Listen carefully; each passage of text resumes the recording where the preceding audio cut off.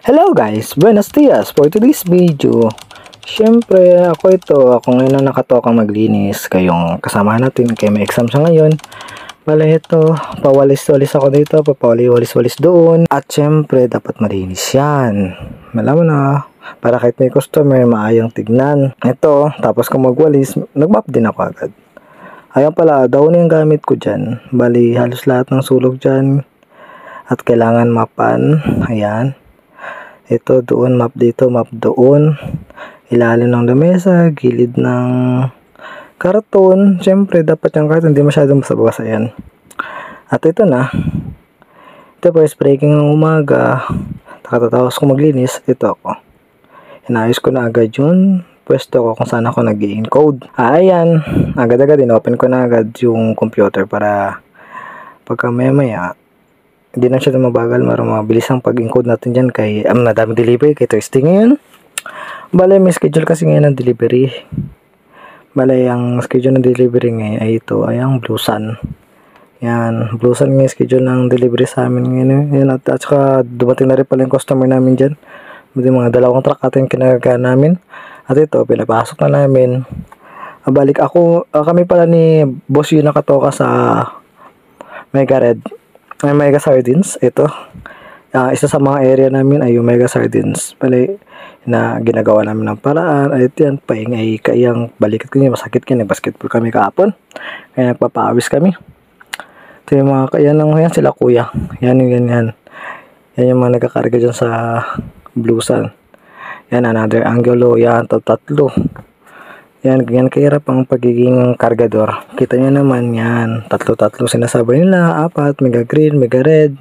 Ito part nito, mega green na yung kinakarga na nila. Tapos na yung mega red. Medyo dinalian ko lang. Kaya nabulog yung minuto.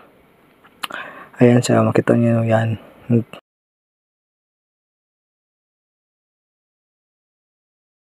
Kalanira pa. Ayan, yan ang magandang checker nila. Yan si Ate Rosabel. Hello Ate Rosabel. Shoutout kay Ate Rosabel. Ito yung kaganapan sa labas. Ayan yung customer namin isa. Ayan yung truck ng Blue Sun. Ayan sila Boss Matt. Ayan yung mga customer namin. At ito, syempre, sila nagakarga sa loob. Ay sa labas. Nagakarga sila sa labas. At ako ito, dumating kasi yung Angel Evap eh. Kaya tsaka maliit na kasi yung stock namin ng Angel Evap. Kaya ito nakatoka. Yan yung file ko nang maayos dito. Yun akong yabi 7 lang ata ito. Mahirap na magbagal-bagal ka mag-file. Kaya kawawa naman yung nagkakarga, no? Ito, another angulo. Yan, medyo binis-bilisan ko yung pagpapile dyan. Kaya makaawa. Ito, maket na talaga ako. Kaya pinagkasya ko lang yan. Kaya maliit naman din yung delivery dyan. Isang file na lang man din yan. Ito, another angulo. Lapit na ako matapos yan. Dumating na si Boss Yu. Yan, kasama ko yun siya dito sa Angel. Hindi lang megang hawak na yun, pati Angel.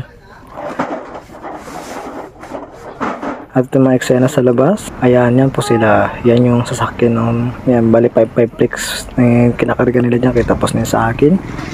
Ito, umpisa na kami magkarga dito. Yan. Yung kay Boss Matt, malapit na matapos yung kay Boss Matt. Next yan kay makatutok na kami. Yan, last truck na kinakarga namin. Bali mga alas 5 na ito to. Ayan, nakatrap pa lang si Boss Matt. Pauwi na yan sila dyan. Ito kami, umpisa na sa karga. Kaya maliit na yung karga dyan ni Boss Mike. Ayan, tinamad na. Nakaupo na lang kami. Kaya maliit na kasi talaga yung karga dyan ni Boss Mike. Ito, pero inabutan pa rin kami ng hapon. Tsaka magdilim. Kaya alam mo na, bigla-bigla kasi umulan dito sa amin eh. At ito, sa last part na to ay nakatrap na si Boss Mike. Maraming salamat sa panonood.